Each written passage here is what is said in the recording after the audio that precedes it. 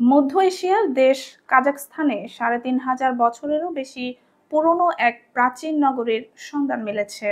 Bronze যুগে খ্রিস্টপূর্ব প্রায় ৩,৩০০ থেকে ১,২০০ সালের মধ্যে যে সভ্যতা বিকশিত হয়েছিল সেই সময়কার এই নগরীর নাম সেমিয়ারকা। প্রত্নতত্ত্ববিদদের ধারণা খ্রিস্টপূর্ব ১৬০০ সালের দিকে এই শহরটি ছিল বিশ্বের বাণিজ্য ও ক্ষমতার অন্যতম কেন্দ্র। শহরটি ৭টি উপত্যকার উপর বিস্তৃত হওয়ায় স্থানীয়রা একে ৭ উপত্যকার শহর হিসেবেও ডাকেন। ২০১৮ সালে আন্তর্জাতিক প্রত্নতত্ত্ববিদদের একটি দল এলাকাটি জরিপ করে শহরের আকার, গঠন এবং ঐতিহাসিক গুরুত্ব সম্পর্কে ধারণা পায়। তারা দেখতে পান এখানে ছিল বড় বসতি, কেন্দ্রীয় রাজকীয় বা ধর্মীয় স্থাপনা এবং সম্ভবত ব্রোঞ্জ তৈরির সুপরিকল্পিত কর্মশালা। ব্রোঞ্জ যুগে টিন ও তামা মিশিয়ে যেসব জিনিস তৈরি করা হতো সেগুলোর উৎপাদন স্থল পাওয়া অত্যন্ত বিরল।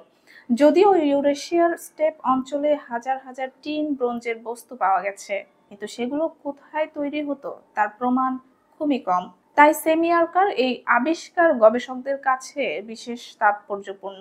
বিশেষজ্ঞদের মতে সেমিয়ারকা পুরোপুরি কোনো আধুনিক নগরীর মতো ঘনবসতিপূর্ণ না হলেও এটি ছিল আশেপাশের চারণভূমি ও ঘাটিগুলোর থেকে আলাদা এক কেন্দ্রীয় শহর। শীত প্রধান আবহাওয়া এবং শক্ত মাটির কারণে হয়তো আরো অনেক নিদর্শন এখনো মাটির নিচে অক্ষত অবস্থায় রয়ে গেছে।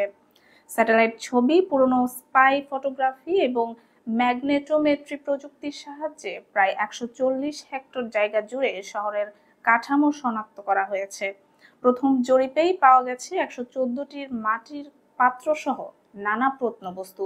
এখন শুরু হওয়া খনন কাজ থেকে আরো বড় আকারের ব্রোঞ্জ উৎপাদনের চিহ্ন মিলছে, যা শহরটির শিল্প ও বাণিজ্যিক গুরুত্বের প্রমাণ দিচ্ছে।